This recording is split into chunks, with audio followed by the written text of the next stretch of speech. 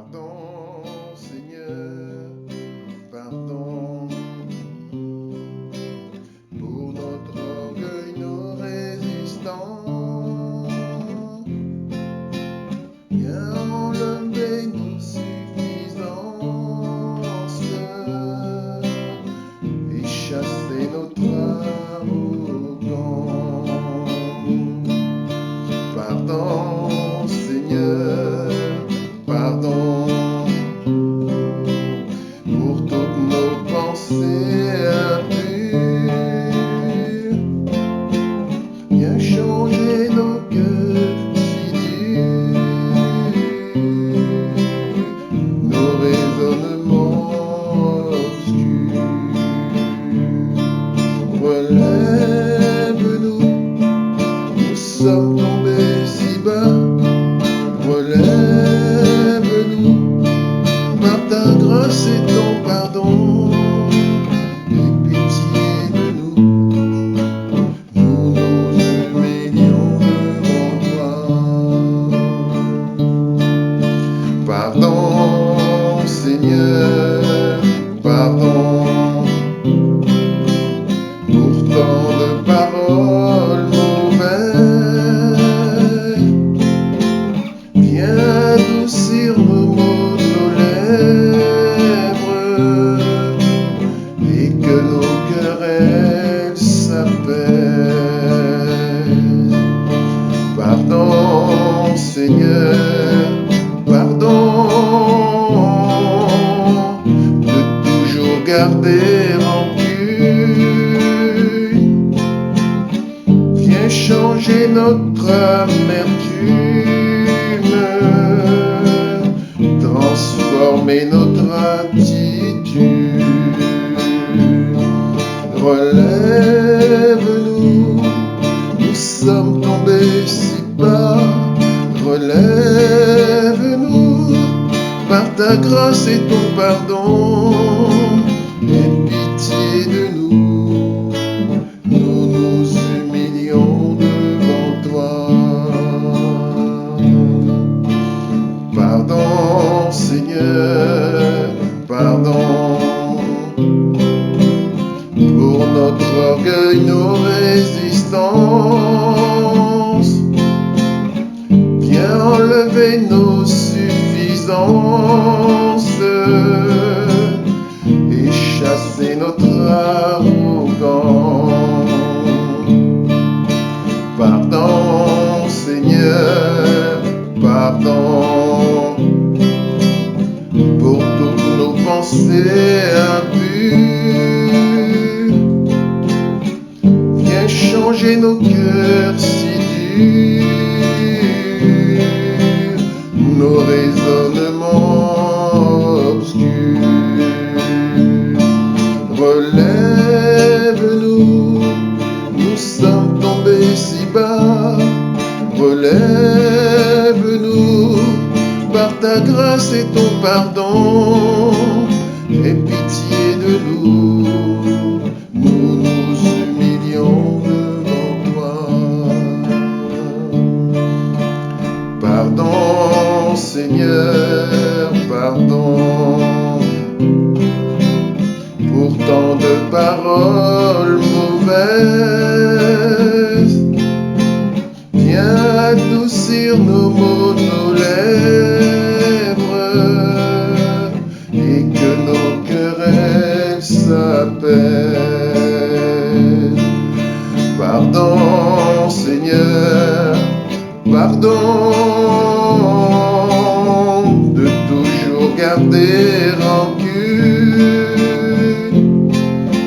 Viens changer notre amertume, transformer notre attitude.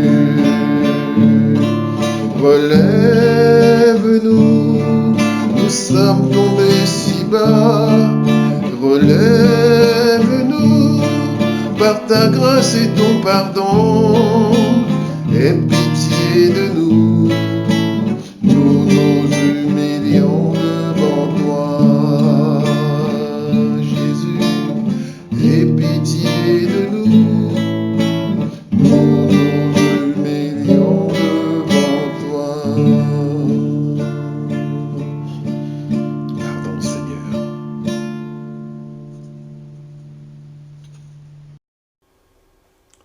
Aujourd'hui, on va parler d'un sujet pour le message d'aujourd'hui que j'ai appelé l'influence de la prière.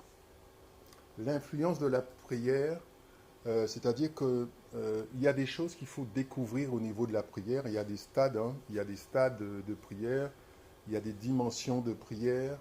Et puis, la prière de l'un, ce n'est pas la prière de l'autre. La foi de l'un, ce n'est pas la foi de l'autre. Comme on pourrait dire, l'onction de l'un n'est pas l'onction de l'autre. Chacun a une onction particulière, va prier d'une certaine façon, dans une certaine direction, et le Seigneur va exaucer. Et quand c'est un autre qui va le faire, ça ne va pas marcher voilà, pareillement. Voilà. Donc c'est important de comprendre l'influence de la prière et à quoi ça sert la prière, parce que ce sont des choses spirituelles qui échappent à nos cinq sens. Et quand on est charnel, nous, hommes, nous sommes toujours un peu charnels. Je pense que tant que nous serons dans cette tente d'argile, nous aurons ce côté charnel aussi en nous, qui va toujours essayer, n'est-ce pas, de nous tirer vers le bas. Et la parole dit, c'est l'esprit qui vivifie.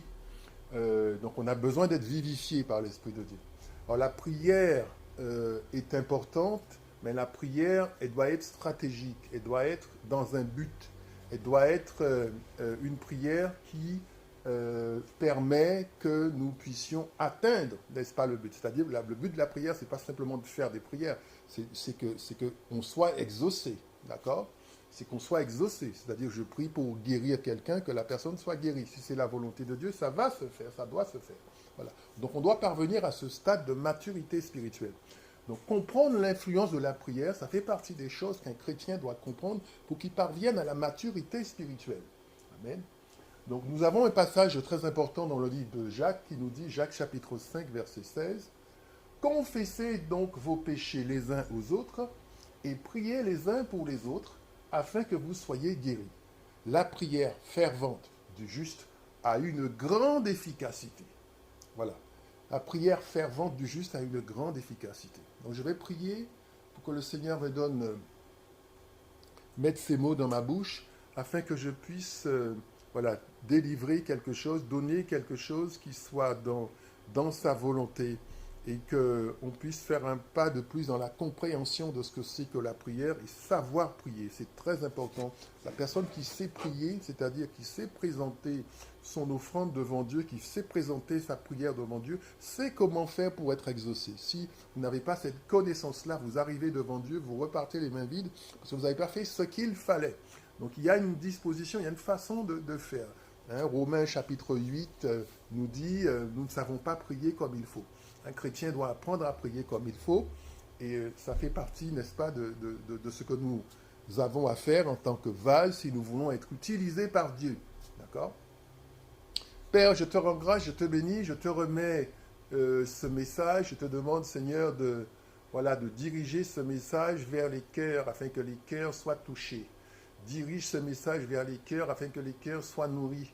Dirige ce message pour révéler des choses de plus sur la prière, ce que c'est que la prière, et que nous comprenions enfin quelle est la grande importance de la prière.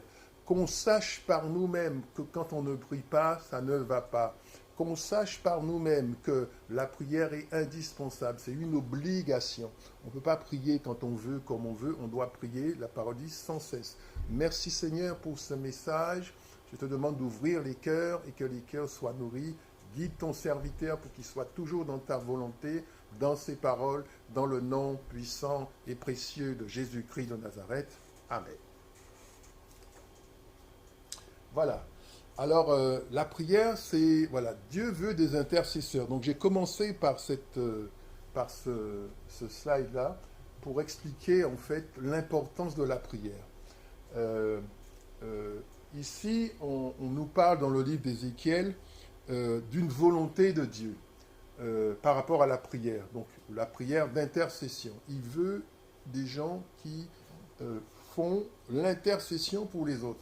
On intercède pour les autres, ça veut dire quoi? Ça veut dire qu'ils sont en situation de péché, qu'ils sont en situation de désobéissance, et que la justice qui doit venir, c'est une sanction de la part de Dieu.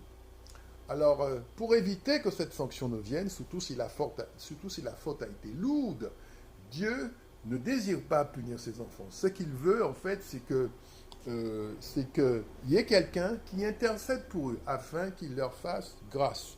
Si vous prenez Jésus, par exemple, Jésus, c'est son travail. Tous les jours, il fait ça. Il intercède devant le Père pour nous, pour que le Père nous fasse grâce. Et en tant que disciples de Christ, nous avons à faire la même chose, c'est-à-dire intercéder pour d'autres personnes, pas seulement prier pour nos petits besoins. C'est important d'avoir des besoins, on peut avoir même de gros besoins, mais prier pour les uns, pour les autres, pour les membres de notre famille, par exemple, pour des gens qui sont autour et des personnes pour lesquelles Dieu va nous demander de prier d'une manière ou d'une autre, d'accord? Parce qu'ils ont besoin d'intercesseurs. Amen. Alors ici, pour Ézéchiel, ça se passe dans l'idolâtrie. Hein. Israël tombe souvent dans l'idolâtrie. Et donc, ce qui se passe, c'est que le Seigneur, étant donné que Israël est dans un pays que le Seigneur lui a donné, le Seigneur lui avait donné des avertissements en disant, si tu suis mes règles et mes prescriptions, tu seras béni. Si tu ne suis pas mes règles et mes prescriptions, tu auras des sanctions. Voilà. Donc effectivement, Israël va très loin dans la désobéissance. Hein. Israël commet des meurtres, il y a des relations incestueuses qui ont lieu, il y a la corruption, il y a l'idolâtrie, voilà, il y a tout un tas de choses qui se passent et qui sont contraires à la volonté de Dieu. Et il a suscité le Seigneur, le prophète Ézéchiel. Ce prophète Ézéchiel va venir parler au peuple. Ézéchiel chapitre 20, à partir du verset 30, il est dit, « Je cherche parmi eux un homme qui élève un mur, qui se tienne à la brèche devant moi en faveur du pays, afin que je ne le détruise point. Mais je n'en trouve point. Je répandrai sur eux ma fureur, je les consumerai par le feu de ma colère, je ferai retomber leurs œuvres sur leur tête, dit le Seigneur, l'Éternel. » Vous voyez? Le Seigneur dit, je cherche quelqu'un qui va intercéder pour Israël. Et je ne trouve pas. Il n'y a personne qui intercède pour Israël. Donc Dieu est obligé, n'est-ce pas, d'appliquer la sanction. C'est pour ça qu'il est si important pour Dieu d'avoir des gens, des disciples de Jésus-Christ qui seront là, dont le travail, ça va être d'intercéder. Intercéder pour les uns et pour les autres, pour qu'on puisse leur faire grâce. Donc être un intercesseur, c'est une situation où soi-même, on doit pas être en situation de péché, d'accord? Où on doit être quelqu'un qui marche d'après les voies de Dieu, quelqu'un qui obéit, d'accord? Quelqu'un qui est dans la prière, quelqu'un qui est dans la relation à Dieu, quelqu'un qui est, j'allais dire, ami de Dieu, d'accord? On ne peut pas faire ça si on n'a pas de relation à Dieu. Ce n'est pas possible. Donc, être ami de Dieu et intercéder, effectivement, pour les autres. Tout à l'heure, je parlais des membres de notre famille. Quand vous êtes dans une famille, vous venez d'une famille, les gens ne croient pas en Dieu, mais vous avez malgré tout cette affection qui est là et qui est un lien qui existe entre vous et les membres de votre famille. Même si le Seigneur vous demande de vous préférer à lui, ça ne veut pas dire qu'il les hait, mais ça veut dire effectivement, de vous préférer à eux, pardon, ça ne veut pas dire qu'il les hait, mais ça veut dire aussi que vous, à des moments donnés, vous devez comprendre que vous êtes celui que l'Éternel a choisi dans la famille pour intercéder pour les autres, pour ceux qui sont dans la désobéissance, pour ceux qui sont dans l'idolâtrie, pour ceux qui sont dans toutes sortes de péchés, pour ceux qui rejettent l'Éternel, pour ceux qui font toutes sortes de choses. Si on les laisse comme ça, il n'y a pas d'intercesseur pour eux, le Seigneur, il va réagir et il va punir, d'accord? C'est ce qu'il dit. Donc, ça, c'est un principe déjà qu'il faut comprendre, c'est que nos actes, le Seigneur les voit, et si elles ne sont pas bonnes, si elles ne sont pas jugées bonnes devant lui, le Seigneur ne bénit pas. D'accord? Le Seigneur ne bénit pas. Il y a des gens, je me souviens, dans une famille, avec des gens extrêmement, des filles, des garçons très intelligents. Le problème, c'est que les parents sont dans l'idolâtrie. Le père, c'est un sorcier, la mère est dans l'idolâtrie, etc. Et ils se disent, mais c'est bizarre, nos enfants ne réussissent pas, pourtant ils sont intelligents, ils sont beaux, quand ils se marient, ça ne va pas, etc. Tout un tas de choses se passent. Mais c'est parce que le Seigneur ne bénit pas, d'une part, cette situation, parce qu'il y a l'idolâtrie. Donc les enfants peuvent avoir tous les talents qu'ils veulent, ils ne vont pas réussir, ils ne vont pas avoir la faveur de Dieu sur eux, d'accord? Et en plus, il n'y a personne qui intercède pour cette famille-là. C'est ça aussi le problème, c'est qu'effectivement, il y a l'idolâtrie, il y a le péché, il y a le mal, etc. Mais il n'y a pas un prophète, il n'y a pas un homme de Dieu, il n'y a pas un disciple, il n'y a pas un pasteur, il n'y a pas quelqu'un qui intercède pour cette chose-là. Donc ceux qui sont de Dieu véritablement, doivent savoir qu'ils sont de Dieu, effectivement. Ils sont sauvés, c'est très bien. Jésus est mon ami, Jésus est mon Dieu, c'est très très bien. Mais Jésus n'a pas les yeux que sur ses disciples. Jésus a les yeux sur les autres, sur ceux qui sont autour, sur ceux qui sont perdus. Hein? Rappelez-vous la parole de Jésus qui dit, c'est celui qui laisse les 99 brebis du troupeau pour aller chercher celle qui est perdue. D'accord? Donc il a les yeux sur ceux qui sont perdus et sans arrêt, il se dit, mais comment je vais faire pour les faire réintégrer le troupeau. D'accord? Donc c'est important d'avoir à cœur ce que Dieu a à cœur. Quand on est un homme de Dieu, on a une femme de Dieu, on a à cœur ce que Dieu a à cœur. Amen. Voilà. Ensuite, j'ai appelé ce slide-là un temps pour revenir à Dieu. Et donc, évidemment, ça s'adresse à des gens qui se sont éloignés de Dieu. D'accord? On ne peut pas revenir à Dieu si on ne s'était pas éloigné de Dieu. D'accord? Ça fait quand même sens. Alors, c'est un passage d'Isaïe que j'ai pris pour appuyer cette pensée-là, cette idée-là, et de l'Éternel qui va donner un temps. D'accord? C'est beaucoup le temps. Vous voyez, j'ai mis le mot temps en gras. Un temps pour revenir à Dieu. Ça veut dire que pour Dieu, c'est écrit dans le livre de l'Ecclésiaste, hein, il y a un temps pour chaque chose. Il y a un temps pour chaque chose. D'accord? Isaïe 55, à partir du verset 6, il est écrit « Cherchez l'Éternel pendant qu'il se trouve. Invoquez-le tandis qu'il est prêt. Que le méchant abandonne sa voie et l'homme d'iniquité ses pensées. Qu'il retourne à l'Éternel, qui aura pitié de lui, à notre Dieu, qui ne se lasse pas de pardonner. » Amen. Ça, c'est un message d'espoir pour ceux qui se sont éloignés de Dieu. Pour ceux qui sont dans toutes sortes de choses où Dieu n'est pas et qui délibérément ont choisi de tourner le dos à Dieu. D'une façon ou d'une autre, le Seigneur continue de les aimer. Le Seigneur continue de les attendre. Le Seigneur continue d'espérer en eux. C'est-à-dire que le Seigneur n'a pas désespéré d'eux. Le Seigneur n'a pas désespéré. D'accord? Le Seigneur ne désespère pas d'eux, mais cela dure un temps. C'est-à-dire qu'il y a un temps pendant lequel le retour est possible. Si vous passez ce temps, le retour n'est plus possible. C'est ça qu'il faut dire aux gens. C'est-à-dire que vous ne pouvez pas les laisser continuer à aller dans la désobéissance trop loin pendant tout le temps qu'ils veulent et leur dire, de toute façon, j'ai rencontré des gens qui m'ont dit ça, hein, bon, de toute façon, tu es jeune, tu peux t'amuser. Après, quand tu voudras, tu vas revenir vers le Seigneur. C'est pas vrai. C'est comme quand vous avez quelqu'un qui est emporté par le courant de la mer, il y a une distance où vous pouvez faire quelque chose pour cette personne. Et puis il va arriver un moment où la personne est trop loin, vous ne pouvez plus la rattraper. D'accord? Il y a des gens comme ça, qui ne sont pas encore morts, mais qu'on ne peut pas rattraper comme ça. Donc, pour la question du temps, j'ai voulu approfondir la question du temps pour bien préciser cette idée-là, comme quoi il y a un temps pour revenir à Dieu. Et que ça veut dire, c'est la patience de Dieu qui va s'exercer. Mais, frères et sœurs, il faut bien comprendre que ce n'est pas une patience infinie. C'est une patience qui est grande, qui est immense, mais elle a une limite. D'accord? Et ce n'est pas une patience qu'on peut étendre comme un élastique à volonté jusqu'à ce que ça mesure. Même un élastique, au bout d'un moment, si vous tirez trop, mais qu'est-ce qui se passe? Il casse. Voilà. Alors, c'est exactement ça l'idée, pour bien faire comprendre qu'il y a des temps, il y a un temps pour revenir à l'Éternel. Alors, la question du temps, effectivement, lorsque nous lisons la Bible en français, partout, nous rencontrons le mot temps, temps, temps, temps. Spécifiquement dans le Nouveau Testament, qui a été écrit en grec, ils ont plusieurs mots pour le temps, les Grecs. Vu la façon dont ils ont compris le temps a plusieurs dimensions. Il y a un premier temps qu'on appelle le temps chronos, qui a donné le mot chronomètre. D'accord? Le temps, c'est celui qui passe. Voilà, on dit par exemple, je ne sais pas moi, vous avez fait un plat, je ne sais pas moi, un bon bœuf bourguignon, il faut le laisser mijoter combien de temps?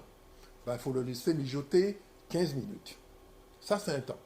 Vous voulez faire du bœuf comme ça, Vous le faites le matin, ou que vous le faites l'après-midi, ou que vous le fassiez à 1 heure du matin, quel que soit le moment, on va vous dire dans la recette, il faut laisser le bœuf mijoter pendant 15 minutes. Ça, c'est le temps kairos, qui représente une quantité de temps.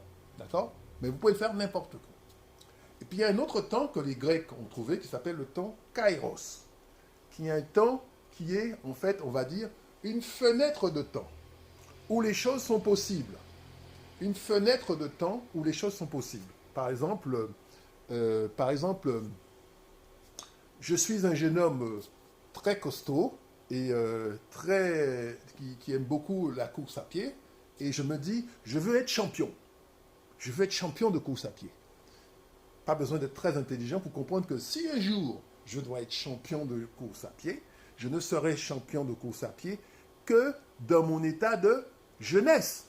C'est-à-dire à un âge qui sera, je ne sais pas moi, on va dire, allez, 18 ans, 20 ans, 25 ans, 26 ans, peut-être même 30 ans pour les plus vigoureux. Mais après, je ne pourrai plus parce que mon corps ne va plus répondre comme il répondait quand j'avais ces âges-là. Ça veut dire que j'ai passé la fenêtre de temps. C'est ce qu'on appelle le temps kairos. Donc ça veut dire que c'est un temps où quelque chose est possible, d'accord? Et si vous êtes en dehors de ce temps, mais ce n'est pas possible. Vous avez une expression très commune, c'est une expression mondaine qui dit « avant l'heure, c'est pas l'heure, après l'heure, c'est plus l'heure ». Mais ça, c'est le temps kairos, d'accord? Ça veut dire une fenêtre de temps. Donc les Grecs, des fois, ils disaient chronos, ils disaient kairos, et nous, on traduit toujours temps, mais on ne comprend pas toujours tout. Et puis, il y a un autre temps que les Grecs ont compris, qui s'appelle le temps aion, qui est un temps, on va dire, cyclique. Un temps cyclique, d'accord? Les années, les mois, par exemple, je veux dire, la saison des pommes. Chaque année, il y a une saison des pommes. Si je rate celle de cette année-là, l'année prochaine, il y aura une saison des pommes. C'est comme si je dis, voilà, la saison, c'est comme si je dis le sabbat. Toutes les semaines, il y a un sabbat. À la fin de la semaine, le sabbat, d'accord, etc. Donc c'est un temps cyclique. Donc c'est des temps comme ça qui sont passés, mais qui peuvent revenir, qui vont revenir, parce qu'ils sont cycliques, d'accord? Voilà. Donc 3 temps, chronos, kairos, aion, d'accord? C'est très important de comprendre que là, quand on dit qu'il y a un temps pour revenir à l'éternel, c'est un temps kairos. Ça veut dire il y a une fenêtre de temps. D'ailleurs, nous-mêmes déjà que nous venons dans le monde, naissance et mort. C'est un temps kairos. Ça veut dire qu'il y a des choses que tu pourras faire avant, que tu ne pourras pas faire parce que tu n'es pas né, et puis il y a des choses que tu ne pourras pas faire parce que tu es déjà mort. Donc tout ce que tu pourras faire va être inclus entre 2 bornes, la naissance et la mort. Ça, c'est un temps kairos. D'accord? Voilà. Ça, c'est important. Donc il y a un temps pour revenir à Dieu. Il ne faut pas le, sous-entendu, il ne faut pas le laisser passer. Amen. Vas-y. C'est pas celui-là. On a passé l'autre. Voilà. Merci. Alors la justice de Dieu s'abat sur ceux qui sont dans la désobéissance. C'est toujours comme ça. Dieu est juste, d'accord? Dieu est juste et Dieu, c'est quelqu'un qui va juger de tout.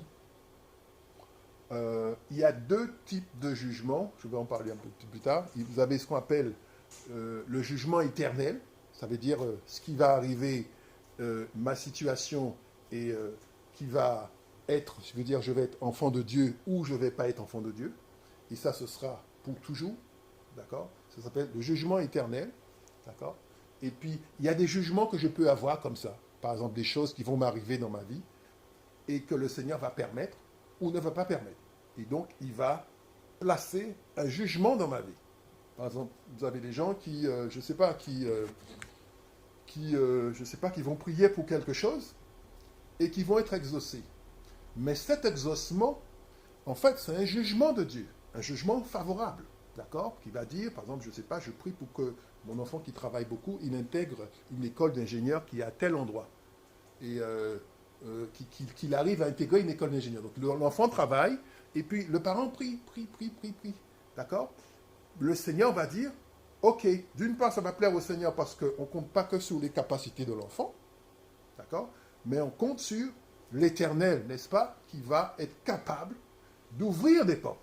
C'est-à-dire qu'à des moments donnés, l'Éternel va dire, voilà, l'enfant se présente à telle école pour être pris, ou telle autre école, et puis ce qui va se passer, c'est que l'Éternel pourra toucher le cœur des gens qui prennent la décision, qui sont dans le conseil de l'école, et qui vont dire, celui-là, laissez-le passer. Peut-être que personne ne va comprendre comment l'enfant est passé, mais l'enfant est passé pourquoi? Parce que l'Éternel a prononcé un jugement. Ce n'est pas le jugement éternel, c'est des jugements comme ça que nous avons dans notre vie. Alors, nous allons bien sûr voir le cas du jugement le plus grand, c'est le jugement où quand Dieu décide de la mort, vous voyez. Dans Isaïe 59,16, il est écrit, « Il voit qu'il n'y a pas un homme, il s'étonne, donc là c'est Dieu qui parle, hein, on parle de Dieu, il voit qu'il n'y a pas un homme, il s'étonne de ce que personne n'intercède. Alors son bras lui vient en aide et sa justice lui sert d'appui. Il se revêt de la justice comme d'une cuirasse et il met sur sa tête le casque du salut. Il prend la vengeance pour vêtement et il se couvre de la jalousie pour un manteau. » Là, c'est le Seigneur qui va faire justice. Et c'est une justice qui est terrible, d'accord? Pour des gens, d'une part, qui n'ont fait aucun cas de l'Éternel dans leur vie, qui n'ont jamais voulu de l'Éternel, et pour lesquels, en plus, personne n'a prié. Parce que le Père dit, le Père s'étonne de ce que personne n'intercède. Et c'est pour ça qu'il est important qu'il y ait des gens qui intercèdent. Si on est chrétien aujourd'hui, si on a quelque chose à dire, c'est quelque part quelqu'un qui a intercédé aussi pour nous, pour que nous puissions arriver au stade où nous en sommes.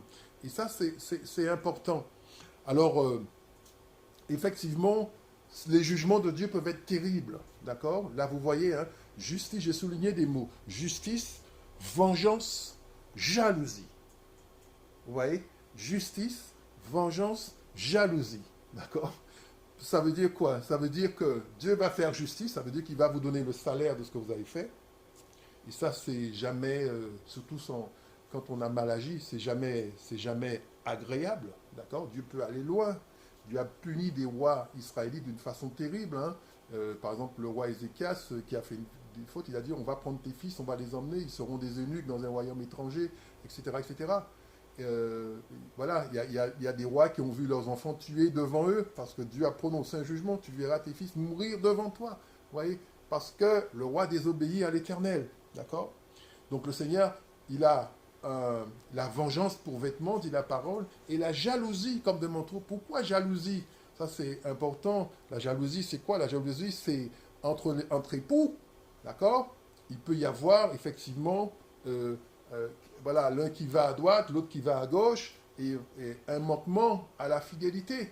Quand on commet un péché comme l'idolâtrie, mais qu'est-ce qu'on fait en fait? Parce que quand on est à Jésus-Christ et on commet un péché comme l'idolâtrie, mais qu'est-ce qu'on fait en fait? C'est un péché d'adultère vis-à-vis de Dieu où on refuse de donner à Jésus-Christ la première place dans sa vie. Donc c'est pour ça qu'on parle de jalousie, d'accord? Donc le Seigneur, c'est quelqu'un qui peut être jaloux, d'accord? Qui peut vouloir se venger de ce qu'on a fait, d'accord? Et qui va vouloir de toute façon faire justice. Donc ça c'est un aspect important. Ce que je veux dire aussi par rapport à ça, c'est que y a des gens qui ne viennent pas à Dieu, et ça je l'ai rencontré souvent, enfin pas souvent, mais de temps en temps, des gens qui ne viennent pas à Dieu parce qu'ils ont peur du jugement que Dieu va poser sur eux. C'est-à-dire que c'est des gens qui, quand ils regardent leur vie, se disent, moi j'ai été tellement loin dans la désobéissance, j'ai fait ça, ils énumèrent un peu tout ce qu'ils ont fait déjà de mal, j'ai fait ça, non ça c'est pas bon, je ne suis pas un ange, ceci, cela, etc. Et qu'est-ce qu'ils font? Ils se disent, ben, moi je ne vais pas venir comme ça parce que ça ne va pas passer avec Dieu. Donc l'histoire de Dieu, moi je mets ça de loin de ce côté, et moi je vis ma vie de l'autre côté. Il fera ce qu'il voudra, moi je vais ailleurs, mais lui et moi, ça ne va pas ensemble, parce que moi je suis dans le péché, et si je vais à lui, ça ne va pas aller, vous voyez? Et ça, c'est une tentation, n'est-ce pas, une tentation qui est diabolique, hein, parce que le Seigneur a prévu le moyen d'échapper au jugement. Puisqu'il faut bien comprendre, le Seigneur, sa volonté, c'est qu'on échappe au jugement, et qu'on échappe à la condamnation, d'accord? Et la pire des façons de raisonner, c'est celle-là, c'est ne pas venir à Dieu et rester dans la culpabilité, rester dans ce que le Seigneur ne désire pas, d'accord? Quand on vient à Christ, c'est un peu ce qui se passe. C'est-à-dire que le Seigneur, qu'est-ce qu'il va faire? Il va prendre la responsabilité de nos fautes, comme je dis, et il va, parce qu'on on peut pas fuir du Seigneur. Il n'y a pas un endroit qui existe où on peut dire le Seigneur ne me voit pas. Euh, en- en- il y a, dans ma langue natale, on dit, quand quelqu'un habite loin, on dit il habite derrière le dos de Dieu. Pour dire que la personne habite, on dit ça en créole, hein, derrière le dos de mon Dieu. Il habite derrière. Mais Dieu n'a pas de dos. Dieu n'a pas de dos. C'est-à-dire, où que tu sois, quel que soit ce que tu vas faire, il sait ce que tu fais. Donc, ça, c'est la règle 1. Tu ne peux pas te cacher. Tu ne peux pas cacher tes péchés. Tu ne peux pas cacher ton sentiment. Tu ne peux pas cacher le vrai cœur que tu as. Si tu as un cœur qui n'est pas bon, un cœur méchant, il le voit. Tu ne peux rien cacher. Donc, ça, c'est un très mauvais calcul de dire je vais fuir de Dieu. Tu ne peux pas fuir le jugement de Dieu. Ce n'est pas possible. Donc, ce qu'il faut faire, en fait, c'est entrer dans ce que Dieu a déjà prévu pour ceux qui veulent échapper au jugement. Et ce que Dieu a prévu pour ceux qui veulent échapper au jugement, c'est Jésus-Christ. Quand on entre en Jésus-Christ, on se met en Jésus-Christ, qu'est-ce qu'on fait? On se place un peu comme dans un abri anti-atomique, en disant, voilà, maintenant je suis en Jésus-Christ. Ça ne veut pas dire que je n'ai jamais péché, ça ne veut pas dire que je n'ai jamais commis de faute, mais ça veut dire qu'effectivement, j'accepte le plan de Dieu pour moi, qui consiste à entrer, n'est-ce pas, en Jésus-Christ. Et c'est Jésus-Christ, justement, qui va se charger de gérer les choses avec le Père, de la façon dont ils vont voir. Mais moi, je suis en Jésus-Christ, donc ça veut dire que Jésus-Christ répond de moi devant le Père. Vous voyez? C'est la seule façon de faire pour échapper à cela. D'accord? Vas-y. Ensuite, on va regarder un peu les jugements. Il y a plusieurs jugements. Comme je l'ai dit, hein, plusieurs jugements. Psaume 96, verset 10, voilà. Dites parmi les nations, l'Éternel règne. Aussi le monde est ferme, il ne chancelle pas. L'Éternel juge les peuples avec droiture. Pour ceux qui ont déjà eu affaire aux tribunaux, moi ça m'est arrivé récemment, quand on arrive effectivement devant tout le système judiciaire, enfin, le système de la justice, système, comment on dit ça, judiciaire, et qu'on n'a pas l'habitude de ces choses-là. Donc on voit les avocats en robe noire, ils sont en grève d'ailleurs ces jours-ci. On voit voilà les juges, etc., avec des gros dossiers comme ça qui passent dans des couloirs, etc. Vous allez, voilà. Et voilà, donc le juge d'instruction, puis je me souviens des films, etc., à votre honneur, etc., avec le petit marteau, boum, il tape comme ça sur le marteau pour que les gens fassent silence. Vous voyez? Donc ça veut dire qu'on va vous juger, vous êtes sous une juridiction. Ça veut dire des gens qui sont établis pour juger de votre cas. Si vous devez être puni, vous allez être puni et c'est eux qui vont décider quelle est la sanction appropriée sur vous. C'est ça la justice. Donc quand on est dans un pays comme la France, on a ça au-dessus de nous. Tant que tout se passe bien, on peut ne jamais avoir à rencontrer ces gens-là. Et puis un jour, il y a quelque chose qui se passe et puis on se retrouve, on se rend compte, ah, mais il y a le juge, effectivement, il peut prononcer une sentence sur moi. Il peut dire, par exemple, que je n'ai pas le droit de voir mes enfants. Il peut dire, par exemple, etc., il faut que je paye tant. Il peut dire, par exemple, voilà, je n'ai pas le droit d'habiter. Il peut prononcer n'importe quelle sentence sur moi. Et c'est là qu'on prend conscience qu'on est sous une juridiction. Bon, pour les chauffeurs, c'est plus rapide. Dès que tu fais n'importe quoi, tu as le radar. Mais tu es sous une juridiction, c'est-à-dire des gens qui sont là et qui décident de ta vie. D'accord? Ça, c'est un niveau de cours. Les cours de justice sont établis par niveau. D'accord?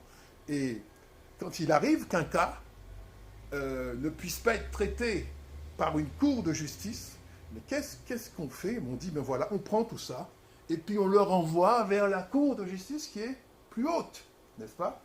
Il y a des noms appropriés, bon, je ne connais pas les noms juridiques, mais voilà, le système, il est comme ça. Quand on n'arrive pas à vous juger, trancher votre cas, une juridiction, un juge n'arrive pas, on dit, bon voilà, monsieur le juge, bon, il apparaît que vous n'êtes pas compétent pour juger de telle situation. Qu'est-ce qu'on fait? On le prend et on l'envoie vers un autre juge, plus haut que lui. Et c'est lui qui va trancher, n'est-ce pas, la situation. Ce que je veux dire ici, c'est qu'effectivement, il y a le système de justice qui est humain, qui est national, mais il y a un système de justice qui est divin, qui est celui de Dieu. L'Éternel règne au-dessus des pays, au-dessus des nations, au-dessus de tout. Et quand quelqu'un qui est un enfant de Dieu dans ce monde-ci, qui appartient à Dieu, donc qui est en lien, qui a une relation de filiation avec Dieu, il faut absolument qu'il se réfère à cette cour de justice-là pour dire, Seigneur, tu règnes sur la terre, tu règnes dans toute situation, c'est toi qui règnes, d'accord? Et c'est toi qui va agir et qui va dire, je te présente mon cas. Et monter comme ça dans la prière, c'est-à-dire prendre un temps et plaider dans la prière, demander au Saint-Esprit de plaider votre cas au plus haut. Vous en aurez besoin. Vous en avez besoin parce que, évidemment, la justice des hommes n'est pas une justice parfaite. Il y a toutes sortes de choses qui se passent. Hein. Des gens ont beau prêter serment, la main sur le cœur. Quand vient le moment de faire ce qu'ils ont à faire, ils font ce qu'ils ont à faire. D'accord et ça s'appelle la réalité. D'accord? Je pense qu'il y a beaucoup de gens qui sont en prison qui n'ont rien à faire là. Il y a beaucoup de gens qui ne sont pas en prison et qui devraient être en prison. Pourquoi ça arrive? C'est parce qu'il y a une défaillance du système judiciaire. J'allais dire, voilà, c'est comme ça. Et donc, la seule juridiction qui peut vous sauver de ça, c'est de vous donner à l'Éternel et de demander à l'Éternel de prononcer un jugement en votre faveur. Et ça se fait dans la prière, ça se fait dans l'intercession. C'est pour ça que la prière est très importante et qu'on a besoin d'avoir une relation avec l'Éternel, avec le Seigneur, qui lui va, quand il va prononcer un jugement, mais personne ne pourra aller contre ce jugement qu'il a prononcé. Parce que c'est son jugement. Et ça, quand on est enfant de Dieu, il faut savoir ça. Sinon, vous vous laissez juger par des gens qui ne sont pas de Dieu. Ils peuvent vous faire tout ce qu'ils veulent. Il est écrit, le monde entier est sous la puissance du malin. La parole dit, le monde entier est sous la puissance du malin. Donc si vous ne connaissez pas ces choses-là et que vous êtes un enfant de Dieu, vous allez être jugé par des enfants, par des personnes qui ne sont pas des enfants de Dieu et qui vont juger d'après un certain nombre d'intérêts. D'accord? Et voilà. Et donc, si vous ne savez pas aller présenter votre cas devant l'Éternel et dire, voilà Seigneur ce qui se passe, je te présente mon cas, et intervient et pose un jugement. Et ça, c'est la prérogative de Dieu. Donc, je relis, dites parmi les nations, Psaume 96, verset 10, l'Éternel règne. Donc, il faut prendre conscience qu'au-dessus de la juridiction, de ceux qui sont dans les tribunaux aujourd'hui, les beaux bâtiments tribunaux, il y en a un grand merveilleux à Porte de Clichy, où j'habitais, il y a une autre juridiction qui est au-dessus et qui peut prendre des décisions en votre faveur. Parce que vous êtes enfant de Dieu. Vas-y. Alors ici, ça c'est par rapport à la prière. Bon, je ne vais pas trop rester là-dessus, mais c'est voilà. Par rapport à la prière, c'est... je veux prendre le cas d'un homme de Dieu qui a su comment prier dans un moment décisif pour son peuple. C'est Moïse.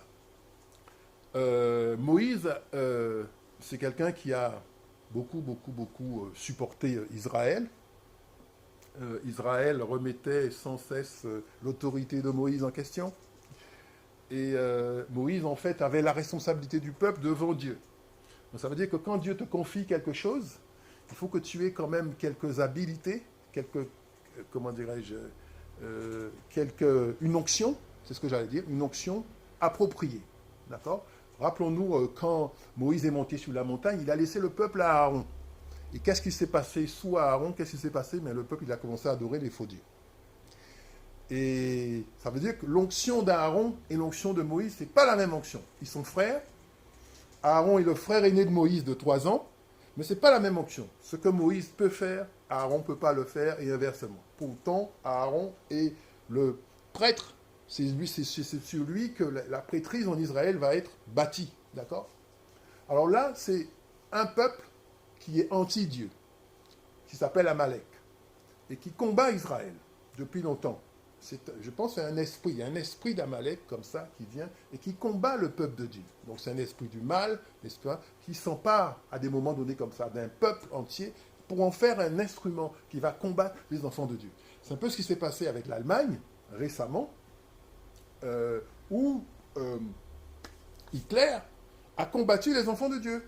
Il a attaqué Israël, il a tué 6 millions de Juifs, il a fait tout un tas de choses, voilà la solution finale, il voulait en finir avec eux, etc. Voilà, c'est ça s'appelle l'esprit d'Amalek. Ça veut dire qu'à des époques données, cet esprit d'Amalek va revenir et se manifester d'une façon ou d'une autre. D'accord? Là, c'était une manifestation de l'esprit d'Amalek.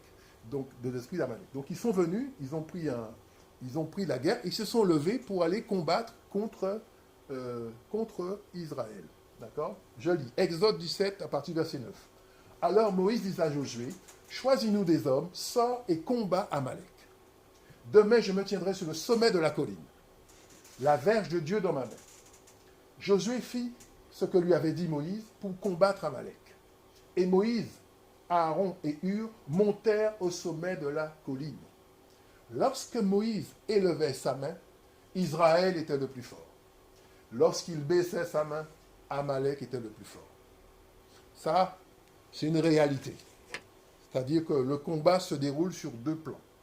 Il y a le plan physique, d'accord, où les hommes sont sur le front en train de se battre avec Josué contre les soldats. Soldats contre soldats, armure contre armure, épée contre épée, flèche contre flèche, tout ce que vous voulez. Ça se passe physiquement, donc on est sur le plan physique. D'accord? Et puis, le combat se déroule également sous un autre plan. C'est le plan spirituel. Et ce combat, il est confié à Moïse. Donc il faut être un homme d'une qualité, d'une certaine qualité spirituelle pour qu'on vous confie ce genre de combat. Vous voyez, la destinée d'Israël est placée dans la ferveur de la prière de Moïse. Il est dit clairement que quand Moïse élevait la main, Israël était le plus fort. Et quand Moïse baissait sa main, Amalek était le plus fort. Ça veut dire, sous-entendu, quand il élevait des prières, quand les prières montaient vers Dieu, Dieu exauçait et les soldats israélites avaient le dessus sur les soldats amalécites. Et quand Moïse cessait de prier, c'est-à-dire baisse les bras, très clairement, les soldats amalécites avaient le dessus sur les soldats israélites. C'est pour ça qu'on dit que ce n'est pas la vigueur des chevaux qui donne la victoire, ce n'est pas les épées qui donnent la victoire, c'est l'Éternel qui donne la victoire. Et on confie ce combat sur le plan spirituel à Moïse. C'est pour ça qu'il est un homme très particulier et je dirais même exceptionnel, de par les responsabilités qu'il a portées. Donc il fallait qu'il prie. Donc quand vous comprenez ça, vous comprenez qu'en face de vous, il y a une armée qui se bat, et eux aussi, vraisemblablement, les Amalécites qui sont un peuple qui sont animés par l'esprit du mal, ne sont pas venus comme ça. Ils sont venus armés spirituellement également. C'est-à-dire qu'ils ont dû faire des sacrifices, invoquer leur Dieu, enterrer des choses, faire des pactes, tout un tas de choses. Donc je sais que moi je ne connais pas, mais voilà. Ils ont dû préparer le chemin spirituellement pour aller combattre Israël. Et c'est ce qui se passe, ce qu'on ne vous montre pas dans les combats, dans les conflits armés, souvent c'est ce qui se passe. C'est-à-dire que derrière, il y a un combat également qui est spirituel. Ceux qui sont de Dieu vont marcher avec Dieu, ceux qui sont du diable vont marcher avec le diable, ils vont faire des pactes avec lui pour essayer de remporter la victoire. C'est comme ça que ça se passe. Donc Moïse a un combat spirituel à mener, et ce combat spirituel est déterminant. Moïse, qui est déjà un homme de certain âge, il a 80 ans passés, d'accord, et il a 80 ans, donc il ne peut pas invoquer la fatigue. Il ne peut pas dire, Éternel, je suis fatigué, tu le vois bien, je ne peux pas prier. S'il fait ça, Israël va échouer. D'accord? Le prochain slide. Vas-y. Voilà, maturité spirituelle de Moïse. S'il fait ça, Israël va échouer. Il ne peut pas dire devant l'Éternel, écoute, Éternel, je ne peux pas prier, je suis fatigué, je vais me coucher. S'il fait ça, il sait que la bataille va être perdue. Donc il faut qu'il ait un esprit suffisamment fort qui ne va pas écouter son corps et qui va faire ce qu'il faut. C'est pour ça que dans le corps de l'homme, il faut que ce soit l'esprit qui commande. D'accord? Si vous êtes guidé par l'esprit, vous êtes fils de Dieu. Si vous êtes guidé par la chair, vous n'êtes pas, vous ne pouvez pas plaire à Dieu. Jésus dit, priez pour ne pas entrer en tentation. L'esprit est ardent, mais la chair est faible. Donc là, effectivement, le combat intérieur qu'il vit, c'est quoi? C'est qu'il a sa chair qui lui dit, va te reposer, tu es fatigué. Et il a toutes les bonnes raisons pour faire ça. Il est vieux, ça fait longtemps qu'il prie, toute la journée, etc. Mais il sait que s'il fait ça, Israël va échouer. Qu'est-ce qu'il va faire? Il est sur la colline. Là, j'ai appelé ce stade maturité spirituelle. Et c'est ça la maturité spirituelle. Quand vous savez qu'il y a des choses que vous ne pouvez pas faire devant Dieu, ça ne passera pas. D'accord? Je me souviens une fois, je jeûnais, et puis quelqu'un est venu me décourager. quelqu'un, il y a des gens comme ça hein, qui ont des habilités de savoir quand vous jeûnez. Et il est venu chez moi, quelqu'un que je connaissais, et il est venu avec plein de nourriture. Je venais de commencer, je venais de connaître le Seigneur. Je dis, bon, je vais jeûner parce que... Voilà. Et il est rentré, toc, toc, toc. Oui, le Seigneur m'a dit qu'il t'a déjà accordé ce que tu lui demandes. Donc, tu peux arrêter de jeûner. Et j'ai arrêté de jeûner. Il a réussi, il a arrêté, parce que je n'avais pas la maturité spirituelle. Il a arrêté le jeûne que je fais. Effectivement, j'ai déjeuné avec lui. Ah oui, merci Seigneur, etc. Je mange avec lui. C'est après que j'ai compris et que le Saint-Esprit a commencé à me harceler que j'ai compris que c'est pas bon. Tu commences un jeûne, tu finis le jeûne. Tu ne fais pas un jeûne où tu vas au milieu, tu t'arrêtes et tu dis c'est bon, le Seigneur m'a déjà exaucé. Non. Mais comme je n'ai pas la maturité spirituelle, il est venu, je ne sais pas comment il l'a su, mais il l'a su. Ça, c'est une question que j'essaie encore d'élucider. Donc, ça veut dire que c'est un serviteur du malin qui a réussi à être ami avec moi, d'accord? Donc, j'en ai connu pas mal, hein? Qui a réussi à être ami avec moi, et il venait chez moi de temps en temps. Et c'était un ami, etc. Mais ce n'était pas un ami, c'était un serviteur du malin. Donc, il t'a envoyé.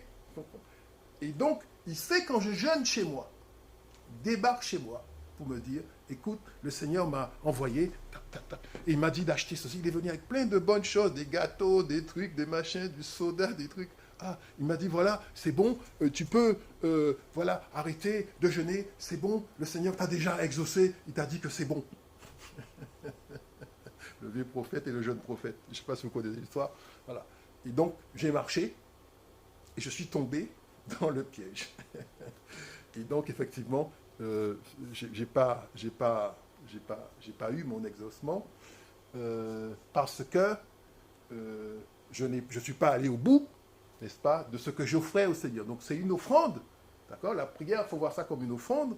Le jeûne, c'est une offrande.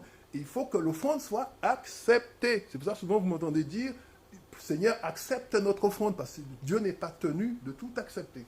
Donc Moïse, ici, il sait que ça ne sera pas accepté, sa prière ne sera pas acceptée s'il ne va pas jusqu'au bout. Et s'il s'arrête. Donc qu'est-ce qu'il va faire? Il va trouver un stratagème. Il y a deux hommes à côté de lui, Aaron et Hur, et ils vont venir, ils vont tenir ses bras. Il est fatigué, il est assis sur une pierre, n'est-ce pas? Et ses bras sont levés. Donc les deux hommes tiennent ses bras, le tiennent et continuent, et la prière continue, jusqu'à ce que Amalek soit vaincu. Ça veut dire que tant qu'Amalek n'est pas vaincu, il va continuer à combattre Israël. D'accord? Et jusqu'à ce que Amalek soit vaincu, ses bras doivent rester en l'air et la prière doit continuer à monter. D'accord? Ça, c'est ce que j'ai appris. Maturité spirituelle de Moïse. D'accord? Jean-Marc, elle a duré combien de temps la bataille? Il y a combien de temps? Non, elle a duré combien de temps? Elle a duré toute la journée. Ah ouais. Toute une journée. Toute une journée. Exode 17, 12. Les mains de Moïse étaient fatiguées. Ils prirent une pierre qu'ils placèrent sous lui et il s'assit dessus. Aaron et Hur soutenaient ses mains, l'un d'un côté, l'autre de l'autre, et ses mains restèrent fermes jusqu'au coucher du soleil. Un vieil homme de 80 ans. Mais comme c'est lui qui a l'onction, il n'y a que lui qui peut faire ça. On ne peut pas interchanger les onctions. Ce n'est pas possible. Les gens vous racontent, même quand vous avez un pasteur qui prend une assemblée, et on le remplace par un autre pasteur, ce n'est pas la même onction. C'est pas la même onction. Ça ne veut pas dire que ce n'est pas bon, que ce n'est pas le choix de Dieu. Soit Dieu veut changer des choses, je ne sais pas. Mais je veux dire, vous prenez un homme, il a une onction spécifique, et vous prenez un autre homme, c'est une autre onction. Ce n'est pas la même onction. D'accord? Et donc, comme c'est lui qui a l'onction, il n'y a que lui qui peut faire ça. Il peut être vieux, il peut être estropié, il peut être aveugle, il n'y a que lui, parce que c'est à lui que Dieu a donné ça. Il n'y a personne d'autre en Israël qui peut faire ça. Aaron, son frère, qui est son aîné, ne peut pas faire ça. L'onction que Dieu a sur Moïse, voilà, fait qu'il est placé dans une situation de responsabilité. Vous voyez? Voilà. Donc c'est comme ça que Moïse a souffert pour Israël, pour sauver Israël. Et c'est comme ça quand Dieu donne des brebis à un pasteur, le pasteur doit prier. D'accord? Doit prier, doit bénir les gens qui sont sous lui. Vous voyez? Le pasteur doit comment dirais-je, prier, doit jeûner, il faut qu'il mène une certaine vie de sainteté, de sanctification, et le Seigneur va lui parler sur les personnes qui sont dans l'assemblée, et le Seigneur va l'aider, il va bénir les gens par ce qu'il fait. Vous voyez, c'est important. Donc vous voyez, lui, là, il a commencé, il était berger. Il était berger du troupeau de son beau-père qui s'appelait Jéthro. Quand il a fui l'Égypte, il était berger. Mais il ne savait pas, en fait, que Dieu lui donnait à s'occuper des moutons, parce qu'il avait l'intention de lui donner après de s'occuper d'Israël. Donc il est parti, il pensait que voilà, Moïse pense qu'il est cool, voilà, c'est bon, il a quitté l'Égypte, et puis voilà, il va épouser sa petite femme, il va vivre tranquille, faire son business, et puis tout va aller bien. Ah ben non. Quand on est appelé de Dieu, rien ne se passe comme ça. Un jour, Dieu va se présenter à lui. Voilà Moïse, voilà maintenant, tu as tel âge, maintenant j'ai besoin de toi maintenant. Allez hop, en Égypte. Et voilà, il est embarqué dans autre chose. Pourquoi? Parce qu'il est choisi pour ça et qu'il a l'onction pour ça. D'accord? Amen. Vas-y. Victoire de la foi, j'ai appelé ce slide. Alors évidemment, ils ont vaincu Amalek. Mais victoire sur deux plans, spirituel, physique. L'un et l'autre sont liés. D'accord? Exode 17, verset 13. Josué vainquit Amalek et son peuple au tranchant de l'épée. L'Éternel dit à Moïse, écris cela dans le livre pour que le souvenir s'en conserve, et déclare à Josué que j'effacerai la mémoire d'Amalek de dessous les cieux. Donc Amalek, vraiment, c'est un peuple qui est contre l'Éternel, et il y a une hostilité, n'est-ce pas, entre les peuples d'Amalek et le peuple de Dieu. Et je pense que c'est ce qui va se manifester aussi dans les temps de la fin. Il va y avoir une hostilité contre les chrétiens, contre les Juifs qui ont accepté Jésus, contre le peuple de Dieu d'une façon ou d'une autre. Je ne veux pas être trop précis parce qu'on ne sait pas tout, mais c'est comme ça que l'ennemi travaille. C'est-à-dire, à un moment donné, son esprit, voilà, il va agir dans un peuple, il va agir dans une situation qui va faire que ça va s'orienter contre le peuple de Dieu. Alors, ils ont gagné victoire de la foi. Ce n'est pas la victoire des épées, ce n'est pas la victoire des chevaux, ce n'est pas la victoire des soldats, c'est la victoire de la foi. Si Moïse avait baissé les bras spirituels, vous voyez l'importance du combat spirituel. Ça, c'est une école pour le combat spirituel. C'est une des chapitres du combat spirituel. Le combat spirituel, c'est un combat qui se mène à genoux, prier devant l'Éternel et dire, voilà, pour ce problème-là. Et l'Esprit va vous dire, l'Esprit va te dire, va vous faire sentir, là maintenant, il faut que tu pries. Tu vas dire, ah non, je ne veux pas, je suis fatigué, j'ai déjà prié hier, avant-hier, avant-avant-hier, la semaine dernière, j'ai prié, je suis fatigué quand même, c'est bon, tu as vu l'heure. Ça, c'est le corps qui parle. Donc, si l'esprit n'a pas la force de soumettre le corps, on ne peut pas mener ce combat spirituel, ce n'est pas possible. Il y a des victoires qu'on ne va pas expérimenter, parce que l'esprit d'Amalek est toujours là. Toujours là. D'accord? Ce n'est pas parce qu'on a tué les hommes que l'esprit est mort. Vas-y. Alors, dernier slide, j'ai appelé ce slide « Être violent ». Alors, j'avais du mal à comprendre ce verset avant. C'est les violents, depuis le temps, Matthieu 11, 12, depuis le temps de Jean-Baptiste jusqu'à présent, le royaume des cieux est forcé. Et ce sont les violents qui s'en emparent. Ça, c'est Jésus qui parle. Ce sont les violents. Et quand je lisais ce passage, je dis, les violents, comment ça, les violents? Il faut être violent, je ne comprends pas. Mais en fait, c'est une violence à exercer contre soi-même, contre sa propre chair. C'est-à-dire, quand on jeûne, c'est une violence contre le corps. Hein? Ça veut dire, le corps vous réclame, l'estomac vous réclame à manger, dit j'ai faim. Et vous dites non. Donc c'est une violence contre le corps. Et qu'est-ce qui se passe? Le corps, il souffre, il a du mal, etc. Il puise dans ses ressources, et donc vous maigrissez. C'est une violence, d'accord? Étudier la Bible alors que tout le monde dort ou que tout le monde fait autre chose, vous vous imposez cela. C'est un rythme que vous pouvez vous imposer pour rentrer dans les mystères, dans la connaissance de la parole de Dieu, pour trouver des clés qui vont vous permettre d'ouvrir des portes. D'accord? C'est une violence manifestée, n'est-ce pas? Et la violence, n'est-ce pas, dans ce domaine-là, revient à ceux qui vont entrer dans le royaume, c'est-à-dire que ceux qui veulent entrer dans le royaume, ceux qui veulent être du royaume, ceux qui veulent être enfants de Dieu, ceux qui veulent être frères et sœurs de Jésus, devront pratiquer cette violence contre eux-mêmes pour toujours demeurer présents dans le spirituel. Vous ne pouvez pas être un pasteur, être un évangéliste, et ceci, même un enfant de Dieu, peu importe, si vous n'êtes pas présent dans le spirituel, si Dieu ne vous parle pas dans le spirituel. Il y a deux phases. Il y a être dans le spirituel, c'est-à-dire recevoir des messages, etc. Le Seigneur va vous parler. Et puis, la deuxième phase, il faut comprendre ce que le Seigneur vous dit, il faut interpréter. Moi, des fois, bon, je reçois des messages, je ne comprends pas. Il faut reconnaître qu'on ne comprend pas. Donc, il faut prier pour que le Seigneur nous révèle ce qu'il a voulu dire par là. Il y a des, voilà. Mais, je veux dire, il faut être présent dans le spirituel. Et quand vous êtes présent dans le spirituel, là, vous allez parler, ça va avoir un écho dans le spirituel. Donc, vous allez mener le combat de Moïse sur le plan spirituel. Donc, ça veut dire que la personne qui veut, par exemple, je ne sais pas moi, bloquer votre travail, bloquer votre promotion au travail, ce que vous ne savez pas, peut-être qu'ils travaillent comme ça sur le plan naturel, mais aussi ils travaillent sur le plan spirituel. Donc, si vous n'êtes pas présent sur le plan spirituel pour détruire ce qu'il est en train de faire dans le plan spirituel, vous n'allez jamais pouvoir, n'est-ce pas, avancer. C'est important de pouvoir être présent dans le plan spirituel. Et le Seigneur aussi va nous montrer ce qu'il faut faire, comment agir, puisque le monde spirituel, c'est un monde à découvrir toujours. Le monde spirituel est toujours devant nous à découvrir. C'est pas, personne ne peut dire, ça y est, je connais, je sais tout. On est toujours en train d'apprendre avec le Seigneur, et c'est très bien comme ça. Voilà. Alors, dernier passage. Et si le juste se sauve avec peine, que deviendront l'impie et le pécheur? Donc, le juste se sauve avec peine. Hein. On est sauvé, c'est bien, mais on est sauvé en espérance. Le salut a plusieurs dimensions. Le salut, quand on dit qu'on accepte Christ, l'esprit est sauvé, c'est vrai.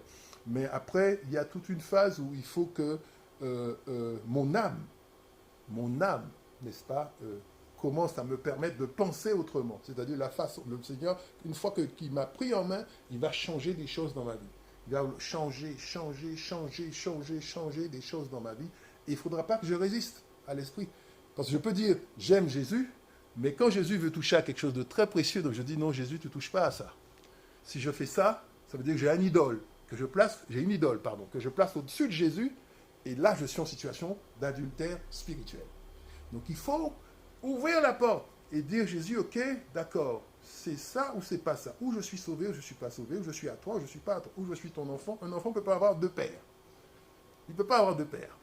Soit c'est celui-là qui est son père, soit l'autre c'est son père. Donc, voilà. Donc, si c'est Jésus-Christ que tu as choisi, mais ça veut dire qu'il faut lui donner accès à tout. Et ce qu'il va te dire d'enlever, il faut accepter de l'enlever. Même si c'est des choses auxquelles tu tiens, au contraire, ce sera une preuve de ton affection pour lui. Par exemple, tu te débarrasses de quelque chose qu'il te demande de faire et auquel tu tenais. Mais tu dois dire, Seigneur, comme c'est toi qui me dis ça, alors je le fais. Je pense que c'est la réponse qui plaît à Dieu. Et quand on arrive à faire ces choses-là, mais le Seigneur, pareil, quand il se tourne vers le Père, il va parler en votre faveur, intercéder à votre faveur, et le Père va écouter, et votre situation va s'améliorer, changer. Voilà.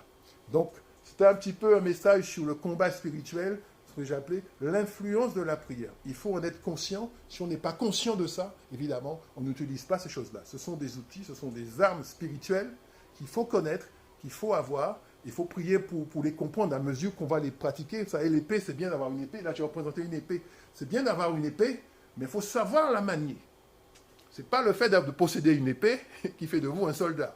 Il faut savoir la manier. Vous pouvez vous blesser avec une épée, dire des choses que vous ne devriez pas dire, d'accord, demander des choses que vous ne devriez pas... C'est très... Attention, c'est une école d'escrime. Voilà. Et qui c'est qui nous aide dans cet apprentissage-là? Mais on a un formateur divin qui s'appelle le Saint-Esprit. Voilà, donc il faut écouter le Saint-Esprit. Voilà ce que je voulais vous dire par rapport à la prière. J'espère que je n'ai pas pris trop de temps. Ça va. Merci Seigneur. Béni soit l'Éternel, notre Dieu. Amen.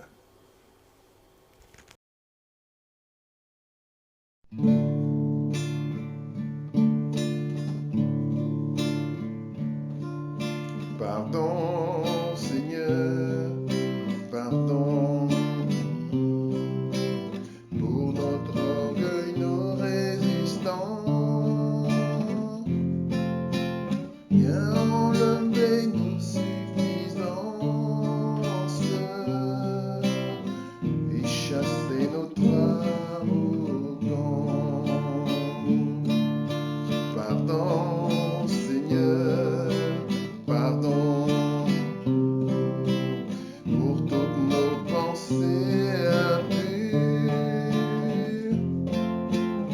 Viens changer nos cœurs si durs, nos raisonnements obscurs. Relève-nous, nous sommes tombés si bas. Relève-nous, par ta grâce et ton pardon. Aie pitié de nous, nous nous humilions devant toi. Pardon, Seigneur, pardon, pour tant de paroles mauvaises. Viens adoucir nos mots de nos lèvres et que nos querelles s'apaisent. Pardon, Seigneur, pardon de toujours garder rancune. Viens changer notre amertume, transformer notre attitude. Relève-nous, nous sommes tombés si bas. Relève-nous, par ta grâce et ton pardon. Aie pitié de nous, nous nous humilions devant toi. Pardon, Seigneur, pardon pour notre orgueil, nos résistances. Viens enlever nos suffisances et chasser notre arrogance.